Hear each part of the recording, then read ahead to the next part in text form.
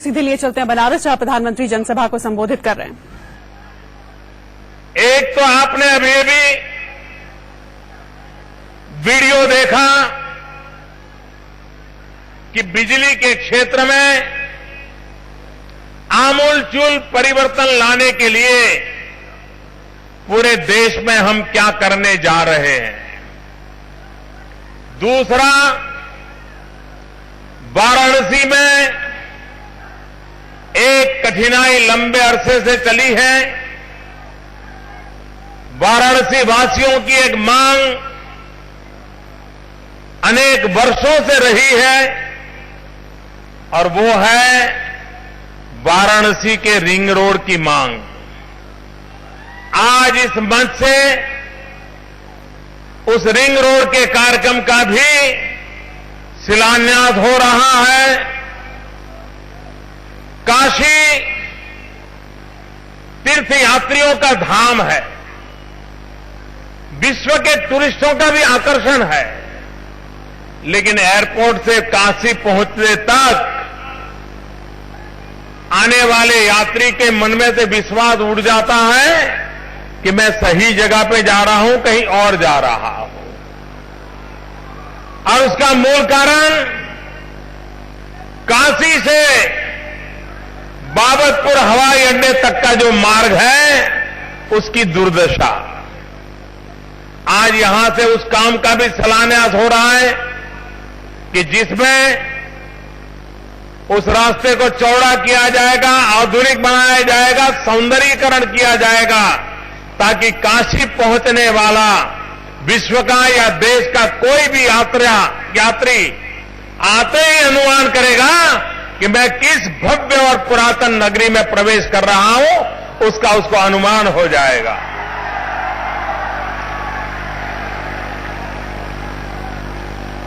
आज ये जो देश भर के लिए आईडीपीएस योजना का, आईपीडीएस योजना का प्रारंभ हुआ, उस आईपीडीएस योजना को लागू करने के लिए बनारस में 2 नए चौक सब स्टेशन का शिलान्यास भी आज इस मंच से हो रहा है और योजना को लागू करने का काम आज आरंभ हो रहा है। एक चौक सब स्टेशन, दूसरा कजकपुरा सब स्टेशन, ये 2 सब स्टेशन का भी शिलान्यास आज इसी मंच से हो रहा है। बनारस में आरोग्य की सुविधा में एक नया नजराना। कुछ समय से जो ट्रॉमा सेंटर चालू हुआ है, यहां के नागरिकों को उसकी सेवाएं उपलब्ध है, आज उसका लोकार्पण भी यहां हो रहा है।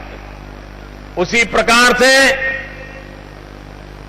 गंगा घाट पर ही बसा हुआ हमारा रामनगर, धीरे धीरे उसकी आबादी बढ़ रही है। उस तरफ के नागरिकों के लिए एक सुविधा की आवश्यकता रहती थी कि रेलवे रिजर्वेशन के लिए उनको यहां तक आना पड़ता था।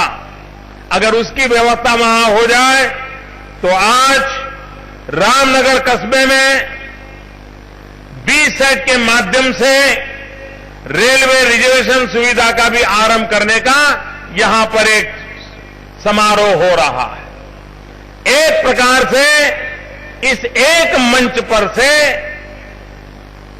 देश के लिए एक योजना और काशी वासियों के लिए उस योजना के समेत कुल 7 योजनाओं का लोकार्पण करते हुए मुझे गर्व हो रहा है।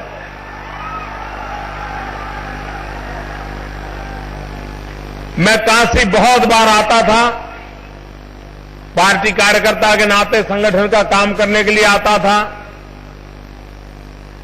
इस धरती का एक आकर्षण था, उसके लिए भी आता था, लेकिन हर बार ऊपर की तरफ नजर करता था तो मैं चौंक जाता था।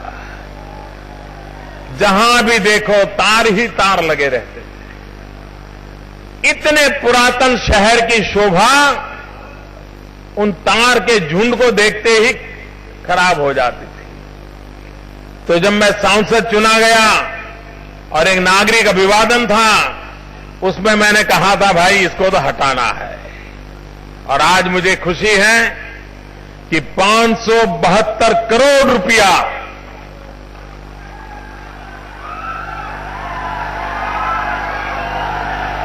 पूरे काशी में एक नई ऊर्जा भर देगा। कभी कभी बिजली बंद हो जाना, तार पुराने हो जाना, ट्रांसमिशन लाइनें खराब हो जाना, बाबा आदम के जमाने की चीजें लटकी पड़ी हुई हैं, किसी को ठीक करने के लिए फुर्सत नहीं है, गाड़ी चलती रहती है, ये खराब हुआ चलिए ठीक कर लो, उधर खराब हुआ ठीक कर लो, पैचवर्क का काम चलता रहा है। और ये मुसीबत सिर्फ बनारस की नहीं है, हिंदुस्तान के कई शहर है, और जिसके कारण बिजली का लाइन लॉस भी बहुत होता है, नागरिकों को परेशानी भी बहुत होती है। और इसलिए बिजली को पहुंचाने वाला जो पूरा इंफ्रास्ट्रक्चर है उसको आधुनिक बनाने की आवश्यकता है, स्मार्ट बनाने की आवश्यकता है। और एक प्रकार से बनारस को जो स्मार्ट सिटी बनाने की कल्पना है उसकी पहली शुरुआत ये बिजली के माध्यम से हो रही है।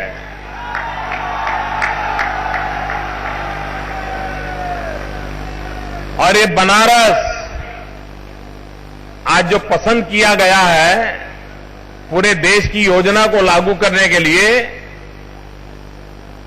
लोगों को लगता होगा कि प्रधानमंत्री यहां से एमपी है इसलिए हो रहा है। मैं रहस्य बता देता हूं, ये कारण तो बाद में आता है। पहला कारण ये है कि हमारे जो ऊर्जा मंत्री हैं पीयूष गोयल जी, उनके पिताजी बनारस में इंजीनियर हुए। कारण तो बाद में आता है।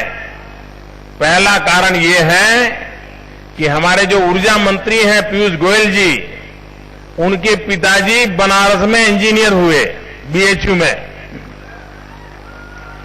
वो यहीं पढ़ते थे और यहीं से इंजीनियर बने थे और यहीं से समाज सेवा के लिए भी निकले थे।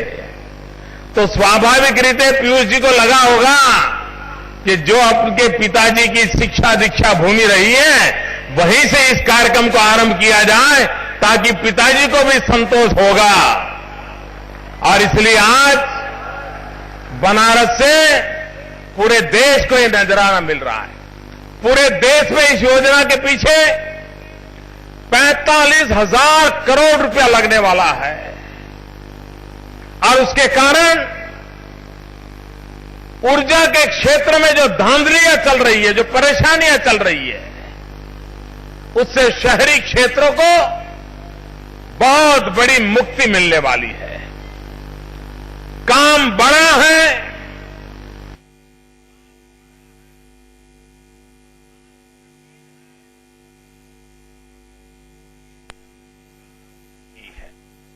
ये बिना कोई चारा भी नहीं है। और इसलिए क्योंकि हमारा एक सपना है कि 2022 जब देश आजादी के 75 साल मनाएगा, जब आजादी के 75 साल हम मनाएंगे, तब जिन्होंने हमें आजादी दी, जो आजादी के लिए फांसी के तख्त पर चढ़ गए, जिन्होंने आजादी के लिए जवानी जेलों में खपा दी, जिन्होंने आजादी के लिए अपने शरीर पर ब्रिटिश सल्तनत के कोड़े झेले, उनको हम जवाब क्या देंगे? यही देंगे कि आपने हमें आजादी दी, हमने मौज की, लेकिन जो सपना आपने देखा था वो तो हमने पूरा नहीं किया। ये बात तो हमें मंजूर नहीं हो सकती है। क्या किसी हिंदुस्तानी को ये बात मंजूर हो सकती है क्या? क्या आजादी देने वाले को उनके सपनों के अनुकूल देश बना के देना चाहिए कि नहीं देना चाहिए? आजादी के 75 साल जब मनाए तब देशवासियों का योगदान होना चाहिए कि नहीं होना चाहिए? देश में बदलाव होना चाहिए कि नहीं होना चाहिए? एक अच्छा हिंदुस्तान, देशभक्तों के सपनों का हिंदुस्तान पूरा करना चाहिए कि नहीं करना चाहिए? उसमें एक महत्वपूर्ण काम है, 24 घंटे 365 दिन बिजली। आज बिजली 4 घंटे, 6 घंटे, 8 घंटे मिलती है। हमारा सपना है गांव हो, जंगलों का इलाका हो, दूर सुदूर एक झोपड़ी हो, 2022 जब आजादी के 75 साल हो तब गरीब के घर में भी 24 घंटे बिजली मिलती हो, ऐसी व्यवस्था होनी चाहिए। और इसके लिए एक महत्वपूर्ण काम उसके इंफ्रास्ट्रक्चर का, जिसमें आज 45,000 करोड़ रुपया और अकेले काशी के लिए 572 करोड़ रुपया लगा करके ये बदलाव का आज प्रारंभ हो रहा है। भाइयों, मुझे आप सबके आशीर्वाद चाहिए, बाबा भोलेनाथ के आशीर्वाद चाहिए, ताकि देश में ये ऊर्जा पहुंचाने का काम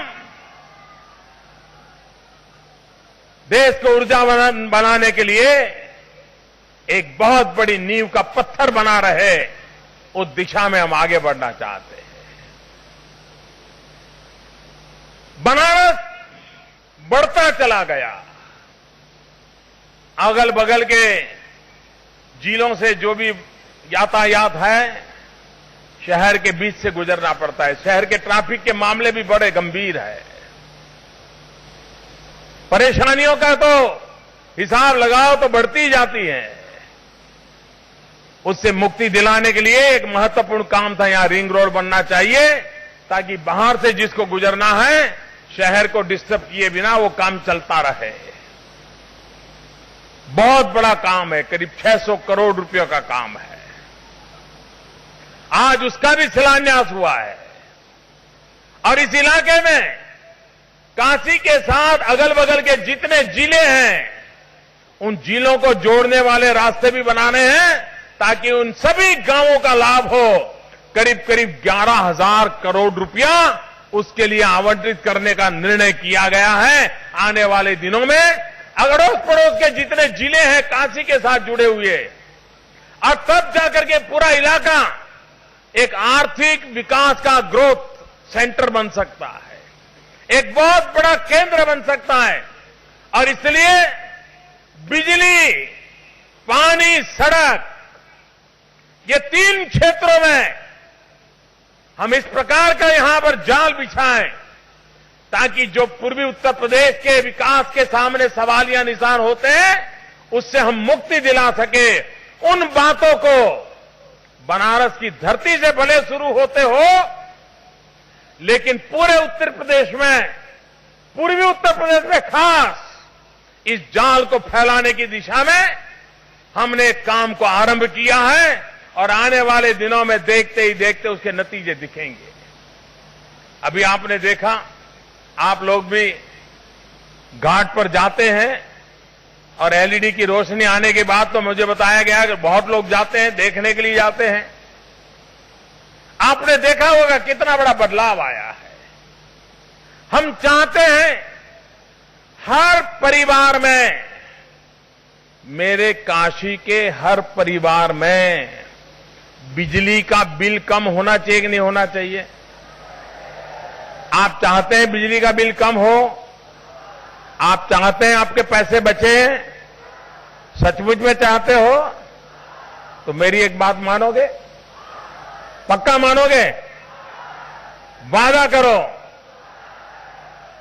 बोले बाबा को याद करके वादा करो। आप अपने घर में जितने बल्ब है, ट्यूबलाइट है, एलईडी लगा दीजिए। आप देखिए, आपका बिजली का बिल एकदम से कम हो जाएगा, आपके पैसे बच जाएंगे और रोशनी बढ़ जाएगी। ये डबल मुनाफा वाले काम हैं और पूरे भारत में मुझे आंदोलन खड़ा करना है कि पुराने जो बिजली के बल्ब हैं उससे हम मुक्ति लीजिए। ये नई टेक्नोलॉजी है जो हमारी आंखों के लिए अच्छी है, रोशनी के लिए अच्छी है और जेब के लिए भी अच्छी है। हम काशी में एक आंदोलन चलाएं, सब लोग उस बात को आगे बढ़ाएं तो काशी के अंदर भी हम इसका लाभ ले सकते हैं। और मैंने देखा है स्ट्रीट लाइट, काशी की जो स्ट्रीट लाइट है उन स्ट्रीट लाइट को भी एलईडी में कन्वर्ट करना है। उसके कारण काशी महानगर पालिका का जो बिजली का बिल है वो भी बहुत कम हो जाएगा और वो जो पैसे बचेंगे वो काशी को स्वच्छता के लिए अगर लगा दिए गए तो मेरा काशी चमकता रहेगा, शाम को रोशनी से चमकेगा और दिन में सफाई से चमकेगा और दुनिया के लोग आएंगे तो एक नई काशी को देख करके जाएंगे।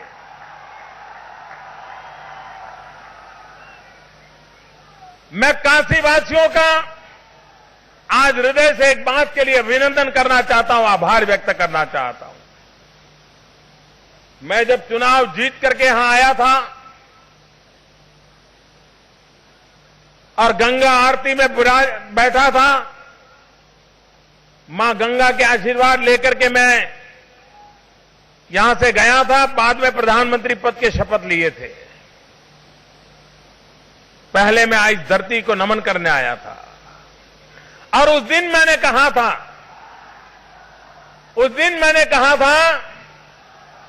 कि बनारस के नागरिकों ने बनारस की सफाई की जिम्मेवारी लेनी चाहिए।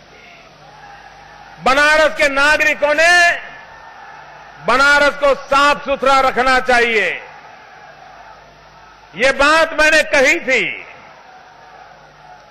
आज देश में इस प्रकार की बात करना सरल नहीं होता है, लेकिन मैंने देखा कि बनारस के लोगों ने मेरी इस बात को सर आंखों पे लिया और बनारस के नागरिकों के अनेक संगठन तैयार हुए, अनेक नौजवान तैयार हुए, महिलाएं, लड़कियां, कॉलेज के लड़कियां, इन लोगों ने बनारस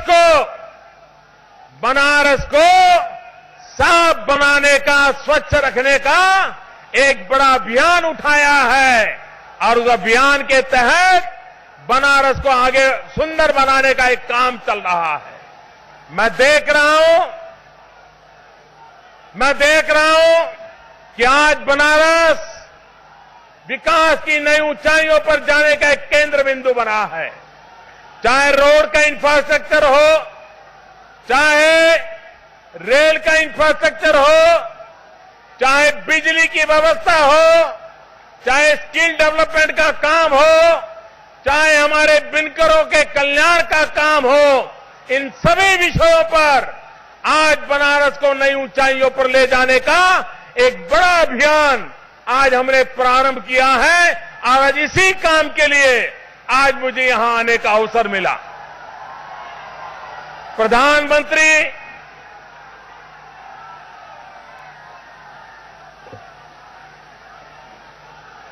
प्रधानमंत्री जन धन योजना के द्वारा इस देश के गरीबों को बैंक अकाउंट के द्वारा आने वाले दिनों में एक आर्थिक व्यवस्था के मूल केंद्र में लाने में एक बड़ा सफल प्रयास हुआ है। मुझे विश्वास है कि इसके कारण आने वाले दिनों में परिवर्तन आएगा। पिछले कुछ दिनों से उत्तर प्रदेश में शिक्षा मित्रों के लेकर के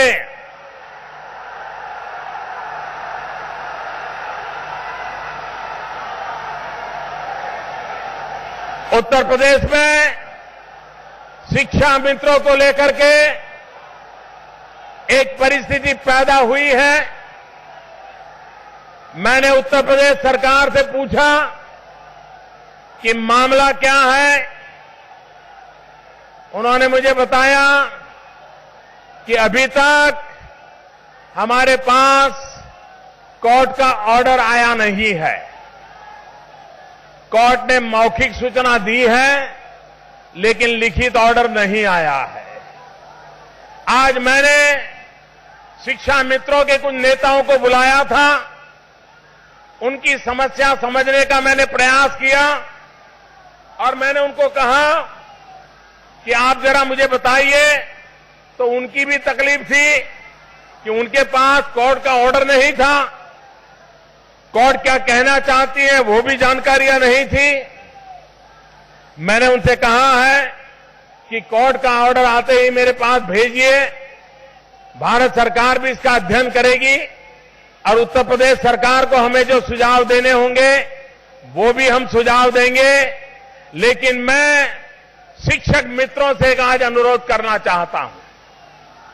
मैंने सुना था कि हमारे उत्तर प्रदेश के एक शिक्षा मित्र ने आत्महत्या की। मैं आपसे अनुरोध करना चाहता हूं, अभी कोर्ट का ऑर्डर भी आया नहीं है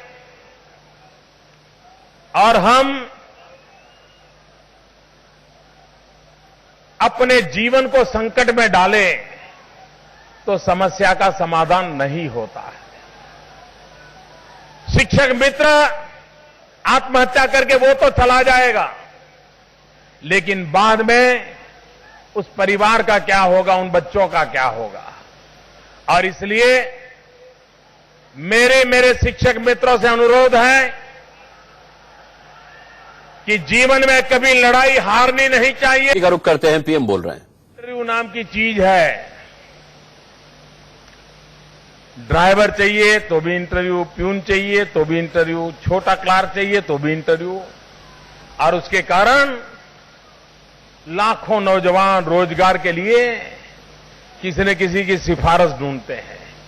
कोई न कोई बिचौलिया उनके हाथ लग जाता है और नौकरी मिले या न मिले उसका जेब तो काट ही लेते हैं।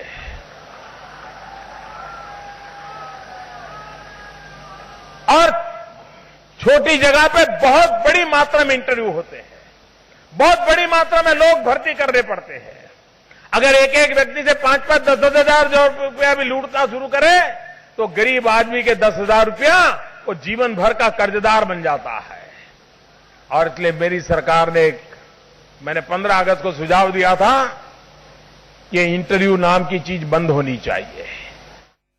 एक और छोटा सा ब्रेक ले रहे हैं, बहुत जल्द वापस आते हैं।